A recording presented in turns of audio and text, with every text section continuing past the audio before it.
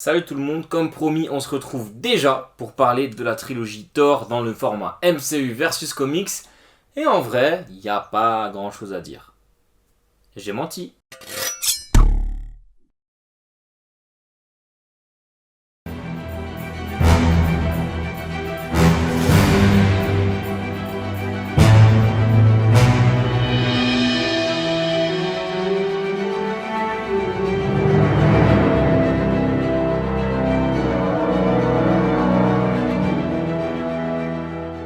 Bon alors déjà, il faut savoir que contrairement à Iron Man et à Captain America, Thor c'était plus compliqué à adapter.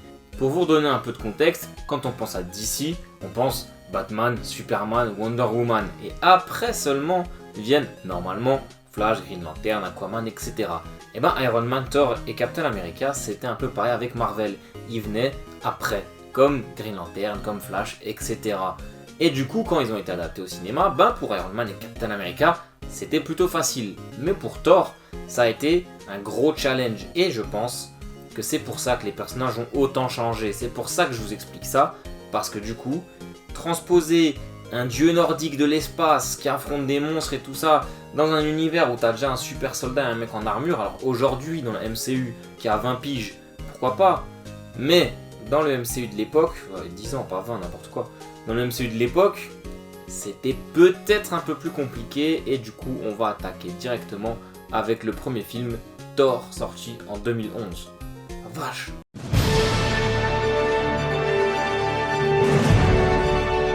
Du coup, on va parler du personnage de Thor pour commencer. Alors, il y a un truc qui me dérange un peu avec lui déjà dans le MCU, c'est qu'il ne porte jamais son casque. C'est un peu chiant. C'est un truc que beaucoup de personnages du MCU vont avoir comme problème. Mais bon, là, pour le coup, le casque de Thor, il cache pas son visage. Donc peut-être qu'il rendait pas forcément bien au cinéma. Je peux comprendre ça aussi. Mais quand tu vois Heimdall, Loki qui ont des casques qui sont vraiment stylés, pourquoi est-ce que Thor il l'a jamais? C'est un peu dommage. Il pourrait au moins le mettre quand il se bat. Mais c'est que le début. Visuellement, les costumes de Thor, ils ont toujours été plus ou moins ressemblants avec ce qu'il a dans les comics. On a le costume où il y a les écailles, l'armure en écailles sur le bras. On a le costume simple où les bras sont nus. Toujours les boucles sur la tenue noire. Donc jusque là, on est plutôt bien servi. Par contre, en termes de personnalité, c'est des antipodes. Thor dans les comics, c'est pas un dieu pour rien. L'appellation dieu, elle est pas là pour faire joli. Tu le sens quand il parle avec d'autres personnages, quand il est présent avec d'autres personnages, qu'il a un niveau au-dessus. Déjà, quand il parle, sa police d'écriture, à celle de Thor et de tous les autres Asgardiens, elle est différente. Elle est presque noble, un peu mystique comme ça. Ça donne déjà tout de suite un petit cachet. Bien sûr, dans un film, c'est pas forcément possible de faire ça, donc ça on s'en fout. Mais du coup, c'est pour vous dire un peu la stature qu'il y a dans les comics. Et puis, c'est un personnage toujours torse bombé, le menton levé, il est fier, il est noble, il en impose par sa prestance. Quand il parle, tout le monde se tait, tout le monde l'écoute parce qu'il est inspirant, il peut même faire peur ça, parfois juste quand il parle. C'est un personnage vraiment qui est imposant et pas qu'en termes de physique. Et dans le MCU, c'est pas vraiment ça. Déjà quand tu le compares à d'autres personnages, quand tu le mets à côté, je trouve pas forcément qu'il en ressort spécialement en mode oh putain il y a Thor, ouais c'est Thor et tout ça. Et puis il y a ce truc de la personnalité qui est totalement différente. Là où dans les comics du coup c'est un personnage très très très sérieux, dans les comics, dans le MCU pardon, il est beaucoup plus bon vivant, on va dire. Là où dans les comics il ressemble un peu à un cliché presque de viking, guerrier, barbare, tout ça, même s'il n'est pas forcément violent, mais vous avez compris l'idée. Et dans le MCU, il ressemble plus au cliché d'un viking à la Astérix, quoi. Il est là, il aime bien boire, il aime bien faire la fête, il fait des blagues, il sourit tout le temps. Je dis pas forcément que c'est mauvais, parce que personnellement, le personnage de Thor, c'est le meilleur personnage du MCU de par son écriture. Et fâchez-vous, j'en ai rien à faire. Mais du coup, il est diamétralement opposé au Thor des comics. Pour le coup, est-ce une mauvaise chose? C'est pas forcément pour ça que sont faites ces vidéos, c'est juste pour montrer les deux versions. Mais je trouve que si l'adaptation du personnage est bonne, que l'histoire qu'elle raconte est bonne, et s'il ressemble pas forcément, c'est pas un problème. Et je vois déjà venir là. Spider-Man, là, Tom Holland, l'histoire est pas bonne, le personnage est pas bon, donc le changement c'est de la merde. Mais pour le cas de Thor, ou celui de Thanos, qui a rien à voir du tout avec celui des comics, et ben dans les cas comme ça, je trouve que c'est plutôt une bonne chose. Après, je peux totalement comprendre aussi, et d'ailleurs même moi, même moi j'aurais voulu voir le Thor des comics un peu par moment, il aurait pu alterner un peu les deux, mais je trouve qu'il sait être badass quand même quand il faut être badass, donc ça va. Autre grosse différence au niveau de Thor, c'est que dans le MCU, il est présenté comme le fils unique de Odin, avec Loki l'adopté là, alors que non frère, en fait. En parlant de frères, Tyr, Hermod, Vidar et Balder, c'est les 4 frères de Thanos, de Thor, et ils sont pas du tout dans le MCU, ils sont jamais mentionnés, puisque tout simplement ils n'existent pas, on reparlera de ça un peu plus tard. Et même par exemple Balder, il y avait des rumeurs au début de Doctor Strange 2 qui disaient qu'il aurait dû être dans les Illuminati. On va savoir pourquoi, mais du coup ça aurait même pas fait de sens de le mettre là, parce qu'on t'aurait sorti un frère de Thor qui n'existe pas, tout ça, enfin ça aurait que embrouillé les gens. Mais c'est un peu dommage qu'on voit pas ces personnages. Alors Hermod, Vidar et Tyr, on s'en fout un peu. Mais Balder le Brave, c'est un personnage plutôt important de la mythologie de Thor. C'est pas le seul qui est hélas absent du MCU. On en reparlera également en fin de vidéo. Mais voilà. Et puisqu'on est sur Thor, on va parler directement de ses parents. Du coup, on a Odin d'un côté, évidemment, son père. Alors Odin, c'est un peu une raclure. C'est un peu un mec qui n'est jamais content. C'est Grincheux des 7 nains, quoi. Dans le MCU, je trouve qu'ils l'ont un peu allégé, il est un peu plus gentil. Après la scène où il meurt dans Thor 3, qu'il est gentil avec ses fils, tout ça, ça c'était du pur Odin des comics. Il sait être comme ça aussi, il a ses moments comme ça, et les moments où il est gentil avec Thor ou Loki, c'est souvent très touchant, donc là c'était bien fait. Mais voilà, des fois il est vraiment plus hargneux, plus méchant, le Odin. Au niveau de la maman, c'est encore une différence avec les comics, mais bon, ça c'est vraiment pas grave. En gros, dans le MCU, la mère de Thor, c'est Frigga. Et dans les comics, c'est seulement sa mère adoptive. Et vous allez voir plus tard dans les épisodes de MCU vs Comics que c'est pas la seule fois où une mère adoptive devient la vraie mère dans le MCU. Frigga ou Freya en VO est donc la mère biologique de Thor dans le MCU, alors que dans les comics, Thor c'est le fils de Gaïa, qui n'est pas du tout une Asgardienne, etc. C'est vraiment la déesse de la Terre, quoi. Et du coup, dans les comics, ça lui donnait des pouvoirs en plus, puisque Thor était du coup un Asgardien et en même temps le fils de la Terre. J'en ai rien à foutre de ce que ce connard de Jason Aaron a écrit dans son run Avengers de merde là de 2018, comme quoi Thor c'est le fils du Phénix, parce que premièrement ça n'a pas de sens, et deuxièmement dans des trucs qui sont sortis après ça, encore une fois, comme par exemple le run Thor de Donny Cates ou Empire de Ole Wing, qui sont tous deux d'incroyables auteurs dont le talent n'est plus approuvé, contrairement à Jason Aaron là. Et Thor utilise les pouvoirs de Gaïa, utilise les pouvoirs de la Terre pour se battre, donc le coup du Phénix, on s'en branle.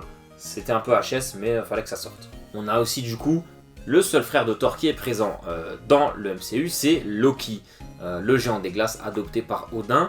Et Loki, il est plutôt différent des comics tout en étant plutôt similaire. Je m'explique. Dans les comics, Loki, c'est un fourbe, un vicieux. Vous allez me dire dans le MCU aussi, mais non, dans les comics, c'est une saloperie, c'est un méchant, un rat, un serpent, il casse les couilles, il fait toujours tout pour tuer Thor, sans jamais avoir une petite sympathie en mode « Allez mon frère, on rigole ». Non, il est détestable au possible ce mec, il est méchant, malsain, tu vois, malfaisant. Même si parfois, voilà, il va faire semblant d'aider le peuple asgardien, c'est toujours derrière pour le profit de Loki. Et dans un récit sorti en 2010, Siège, Loki, il va mourir. Il se fait désintégrer par Sentry et quelques temps plus tard, il va ressusciter. Et pour les plus malins d'entre vous, vous aurez capté que 2010, Thor est sorti en 2011, donc quand Loki ressuscite dans les comics, eh bien, il y a déjà eu le MCU qui nous a donné sa version de Loki, avec un Loki qui est beaucoup plus ambigu, qui aime bien enquiquiner son frère, mais qui aime quand même son frère, etc.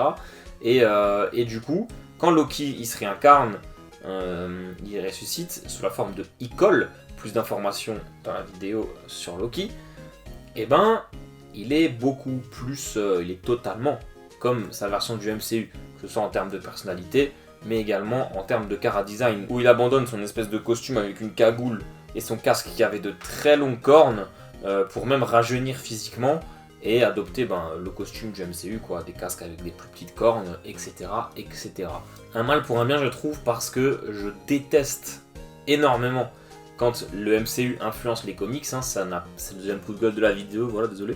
Ça n'a pas vraiment de pertinence parce que le MCU, les gens qui regardent le MCU, qui kiffent le MCU, dans 90% des cas, ils viennent pas lire des comics, donc ils s'attendent pas à retrouver les personnages qu'ils ont vus au cinéma, et quand ils le font, ils s'attendent à découvrir une version qu'ils connaissent pas, la version de base du personnage, donc quand ils changent pour ressembler au film, c'est de la merde.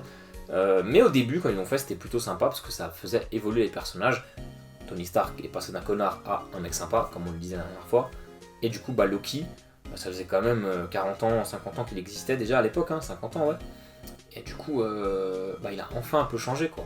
Parce que c'était chiant sinon, si le mec est toujours pareil, il évolue pas, il veut juste baiser son frère, devient le roi d'Asgard, bon.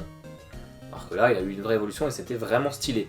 D'ailleurs, dans les films, un truc qu'ils ont très bien respecté avec Loki, c'est la relation avec Freya.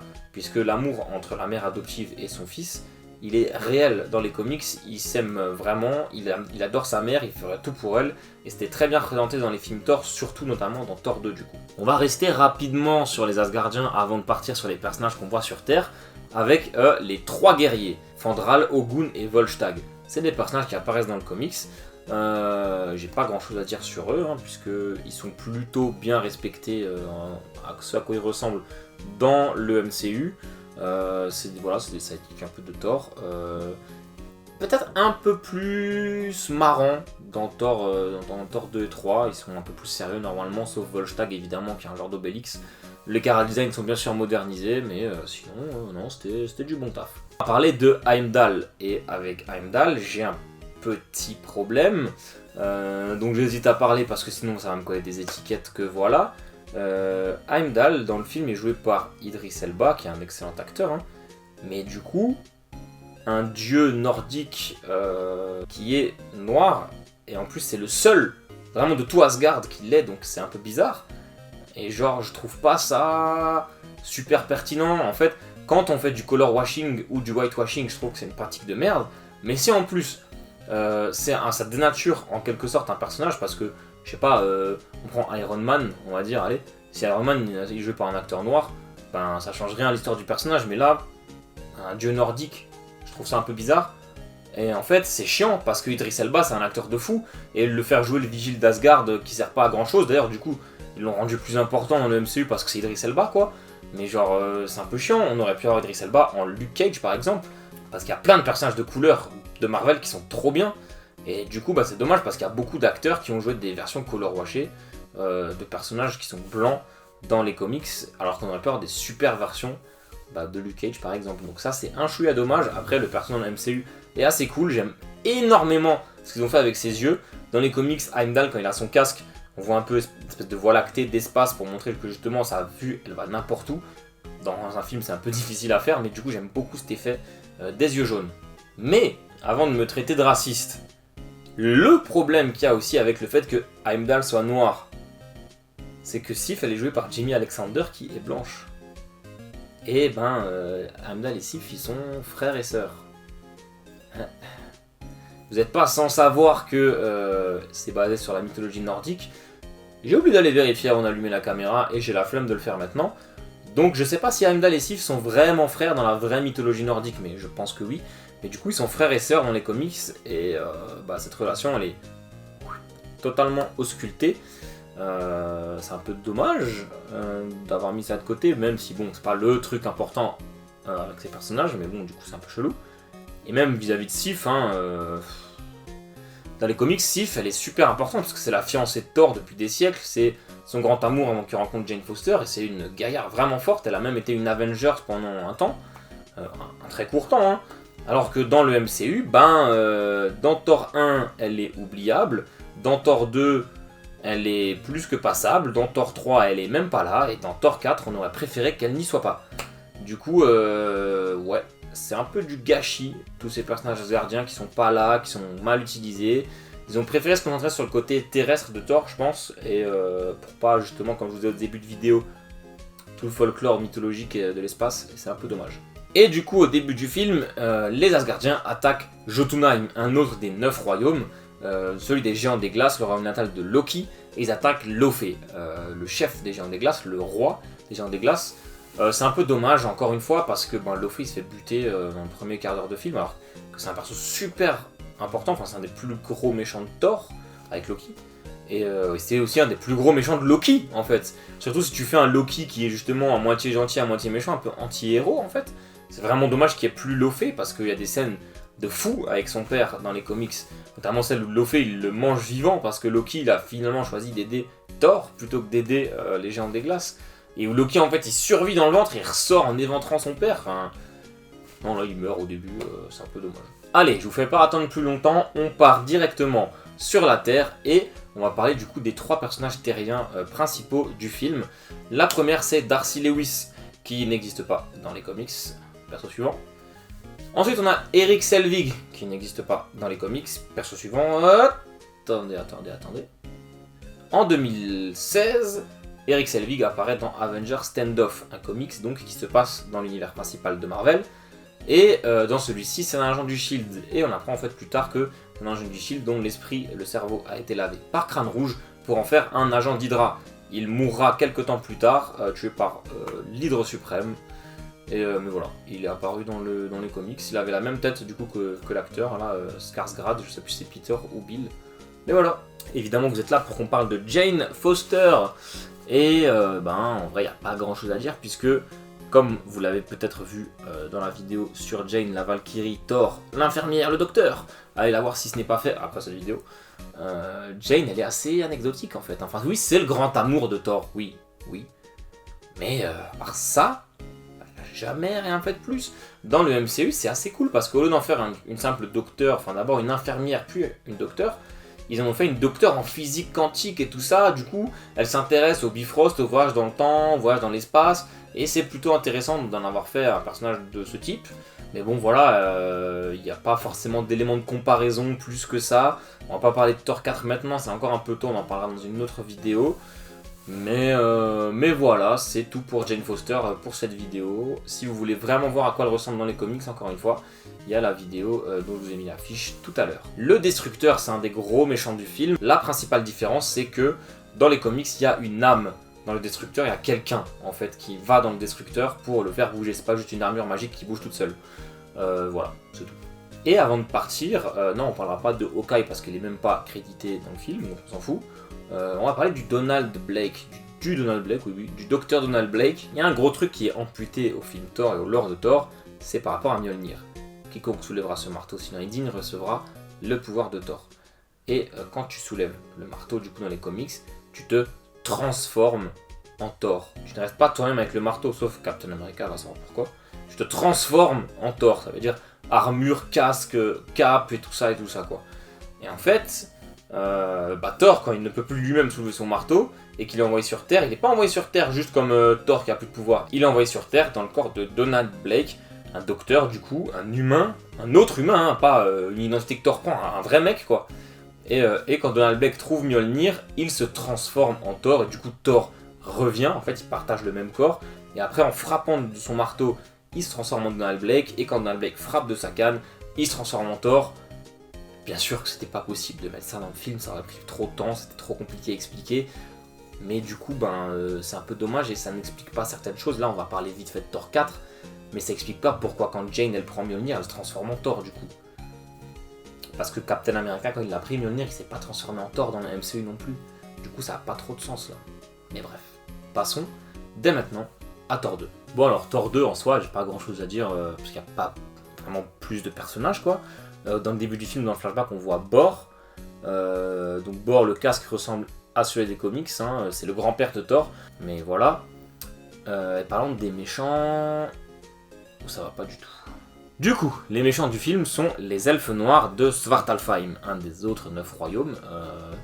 Et dans les comics, déjà pour commencer, les elfes noirs de Svartalfheim, ils ont la peau bleue. Là, c'est des terriens, quoi. Des humains, encore une fois. Et du coup, on va parler du premier, Algrim. Donc Algrim, dans le MCU, il n'a pas la peau bleue, comme les autres elfes. Malekith non plus n'a pas la peau bleue.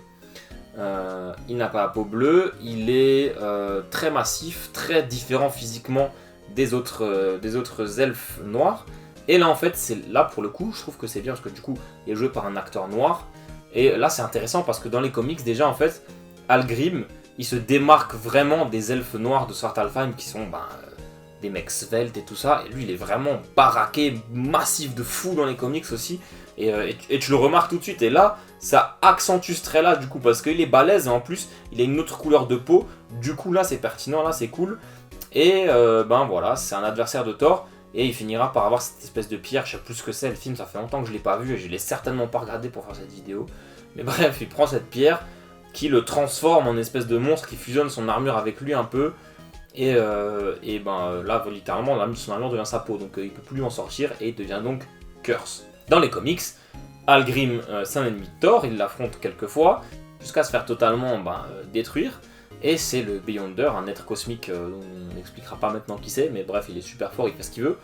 Il va voir ça, ça va le faire un peu marrer, et puis il va se rendre compte que la haine d'Algrim pour Thor, elle est vraiment forte, donc il va restaurer Algrim en modifiant son armure. Sauf que, en faisant ça, il va faire une énorme armure encore plus bulky, et Algrim va être emprisonné dedans, il ne pourra plus la retirer, d'où le nom Curse, même si c'est avec un K, ça reste pour Curse une malédiction.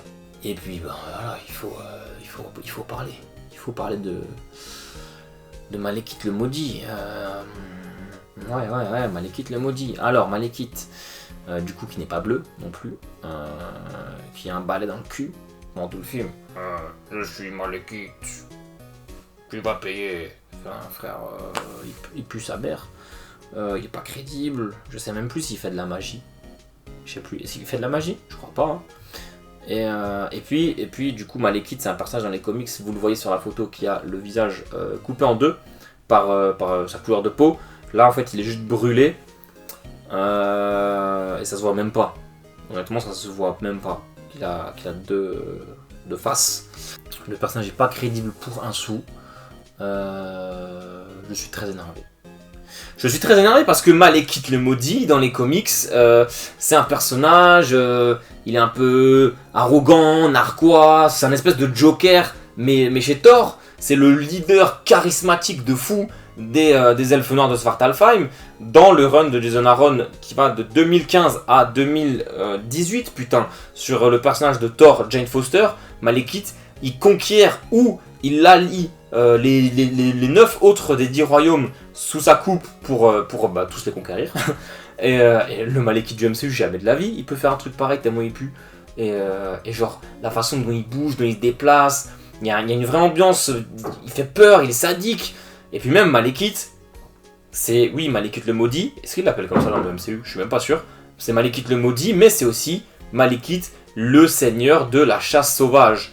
Pas celle du Witcher, mais du coup Malekith il est souvent accompagné de loups. On l'a même déjà vu sur un tigre blanc qui vole. Et là, ils sont où ces limiers? Il a pas de limier. Donc ça déjà c'est enlevé. Malekith c'est l'apprenti d'un sorcier hyper puissant qui a étudié sous sa tutelle pendant des siècles. Il fait pas de magie, il me semble, dans le MCU. En plus c'est un personnage, il vole, mais comme ça, tu vois, il a une démarche un peu vraiment particulière, presque efféminée par moments. Et du coup, c'est absent, avec sa chevelure qui flotte au vent. D'habitude, là, il a une natte qui est collée à son cou. Il vole pas, donc c'est encore un aspect qui est enlevé. Pourquoi est-ce que la moitié de la gueule de Malekith est bleue et l'autre moitié est noire? C'est parce qu'il a trahi son maître le sorcier, il l'a poignardé plein de fois. Et pendant que son maître est en train de mourir, il a jeté un sort pour le marquer à vie, pour que tout le monde le voit comme ce qu'il est, à savoir un traître. C'est pour ça qu'il est marqué en noir. C'est pas du tout une brûlure du coup, c'est vraiment, sa peau est vraiment noire sur toute la moitié de son corps. Et puis les elfes noirs de Svartalfheim, ils sont très sensibles au fer. Et je crois que cette faiblesse n'est pas du tout exploitée dans le MCU. C'est un petit détail comme un autre, mais bon, quand Iron Man il se fait une armure en fer entière pour les défoncer dans les comics, et que on n'a même pas une scène un peu drôle où je sais pas, il se fait emprunter avec une fourchette en fer par Darcy. Oui, ça aurait pu être sympa. Là pour le coup ça aurait été drôle, ça aurait peut-être aidé le film parce qu'il est ni drôle ni intéressant Thor 2 quand même quoi. Donc voilà, du bon gros gâchis, comme ce qu'a su faire le MCU dans sa phase 2. Mais ils ont aussi su faire des très bons trucs dans la phase 2. Et ma foi, ben, c'est tout pour Thor 1 et 2. Hein. Vous avez remarqué, comme d'habitude, j'ai pas parlé des scénarios, parce que ben, c'est des scénarios plus ou moins originaux. En tout cas, bon, Thor qui est banni sur Terre parce qu'il est devenu trop arrogant, trop pompeux, c'est un truc des comics, effectivement, c'est même comme ça que commence Journey into Mystery. Mais bon, après, c'est assez du freestyle et bah.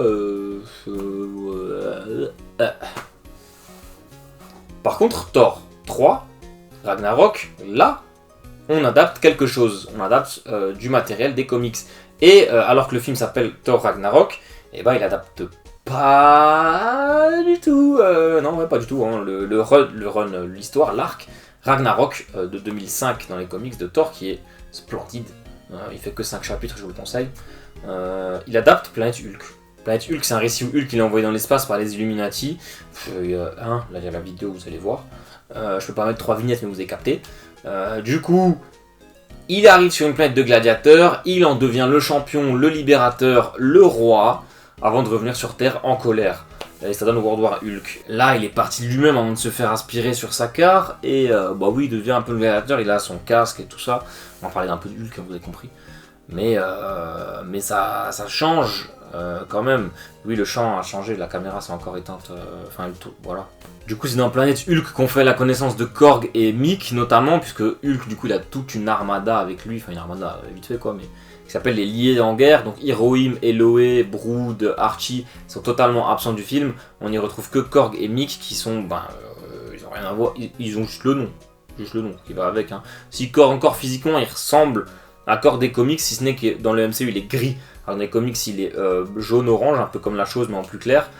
Bon, dans les comics, c'est le même traitement que Thor, mais en pire. Dans les comics, Korg, c'est un personnage noble, un fier guerrier Kronan, etc., qui prône la noblesse, qui prône le combat et tout ça, la bravoure. Dans le MCU, c'est le clown du film, hein, puisque, évidemment, dans le MCU, chaque film doit avoir son clown, et Ragnarok, c'est Korg. Après, j'aime bien le personnage de Korg, hein, que ce soit dans Ragnarok ou dans les autres films, mais du coup, ça me fait un peu chier, parce que j'aime beaucoup le personnage de Korg dans les comics. Et Mick, voilà, même physiquement, ça n'a rien à voir. Dans le comics, c'est une larve qui parle pas, qui est un exosquelette avec des lames au bout, et qui est gentil, un petit rigolo aussi, dans le MCU, pardon. Dans les comics, Mick, c'est au début une espèce de cafard un peu maigre, avant de finalement muer et devenir un gros insecte bien dégueulasse. Il parle, il a même une façon de s'exprimer unique, avec des tout le temps dans ses phrases. Il appelle Hulk Holku, tout ça, et au final, c'est un traître, hein. C'est un traître. Mais même, il guide une armée d'insectes. Bon, je demandais pas qu'il guide son peuple et tout ça, comme dans le Planète Hulk. Mais pourquoi l'appeler Mick à ce moment-là, du coup? C'est pas Mick, quoi. Donc c'est un peu dommage. Même c'est une femme dans le MCU. Donc ça n'a plus rien à voir. Mais assez parlé de Hulk, on va retourner dans l'univers de Thor, et le premier nouveau personnage qu'on voit, c'est Surtur. Donc Surtur, qui est somme toute assez différent aussi des comics, hein. Comme dans les comics, il est annoncé que Surtur va causer le Ragnarok et détruire Asgard. La flamme éternelle lui a été confisquée par Asgard, mais du coup le changement c'est par rapport à cette espèce de couronne de Surtur, ça n'existe pas dans les comics. Surtur, il a pas un délire de s'il meurt, tu fous son crâne dans la flamme éternelle, il revient. Par contre, il a Twilight. Il a Twilight, son épée, qui est super puissante, qui est faite d'un matériau inconnu, mais qui peut... genre Loki, à un moment, il utilise les pouvoirs de l'épée pour rendre les Asgardiens malades, alors que les Asgardiens, ils sont pas censés pouvoir tomber malades, quoi, pour vous donner un exemple. Donc c'est une épée vraiment forte. Du coup, l'épée, elle est un peu mise au second plan, même on s'en fout de l'épée, dans le MCU. Et du coup, normalement, s'il met son épée dans les flammes et qu'il l'allume, là, l'épée, elle devient trop forte et tout ça... Donc ça c'est un peu mis de côté au profit de cette histoire de couronne qui... Voilà. La méchante du film du coup c'est Hela. Hela, c'est bizarre. Genre en gros, on apprend au début du film que Thor et Loki ont une sœur cachée. Alors je vous le cache pas qu'en tant que lecteur de comics, mais aussi en tant que mec qui a beaucoup suivi la promo du film quand même, je suis très étonné, parce que je me dis putain... Il y a Angela dans le film, mais ils nous en ont jamais parlé, ça a jamais leaké, j'étais pas au courant, what the fuck. Mais bon, hein, je suis un connard qui rêve. Alors, Angela n'est évidemment pas dans le film, Angela c'est la sœur de Thor dans les comics, qui lui était cachée. Là non, elle est pas là, c'est Hela, la sœur de Thor, qui était cachée. Ça nous confirme donc ce que je disais au début de vidéo, que Hermod, Tyr, Vidar et Balder n'existent pas dans le MCU. Et là c'est la sœur de Thor et de Loki. Dans les comics, et là c'est la fille de Loki. Comme dans la mythologie nordique, la vraie. Du coup c'est bizarre. Et après le niveau look, la couronne, la magie noire, tout ça on y est. Un truc qui me dérange un peu, c'est qu'elle a des épées, elle fait apparaître des épées, c'est un pouvoir qu'elle n'a pas dans les comics, ça je m'en fous. C'est stylé qu'elle fasse apparaître des épées, ce qui me dérange c'est qu'il y a une de ces épées qui s'appelle Noirceur, All Black en anglais. C'est l'épée que ce type là il a en main, Noirceur, All Black, la nécro-épée. Alors oui, vous allez me dire, mais Conan il n'existait pas. Oui, certes, mais Gore, le boucher des dieux, il existait déjà. Et Gore il se sert d'une épée comme ça, d'une épée qui est un symbiote, normalement. Et c'est pour ça qu'il est aussi fort, parce que c'est le tout premier symbiote de l'histoire, All Black. Et du coup, c'est un name dropping super foireux. Pourquoi ils ont fait ça? C'est bizarre, quoi. On s'en bat les couilles du nom de l'épée d'Ella en plus. Enfin, du coup, évidemment, elle n'est pas censée être la sœur de Thor. Comme tous les méchants du MCU, elle meurt directement dans le film où elle apparaît. Ce qui n'est pas trop logique parce que c'est la déesse de la mort et même les dieux ils meurent pas normalement, quoi. Mais voilà. Elle est du coup associée à Scourge l'exécuteur. Alors Scourge, c'est un perso qui vient des comics, effectivement. Plutôt que de se battre avec des M16, il se bat avec une très grosse hache. Et Scourge, c'est un perso qui a toujours été un peu la brute sans cervelle qui parle pas, quoi, de l'Enchantress.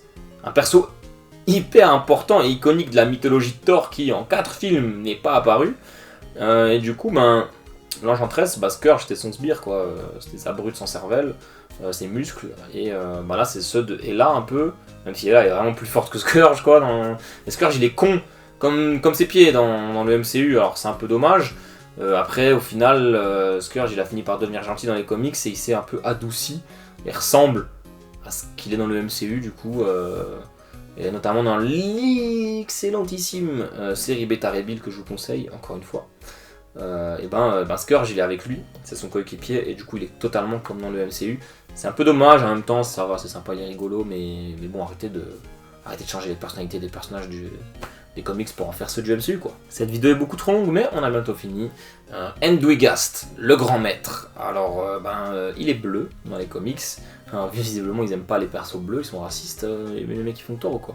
Bon là il a juste son petit rouge à lèvres bleu pour faire écho, il est effectivement habillé en jaune et rouge dans les comics.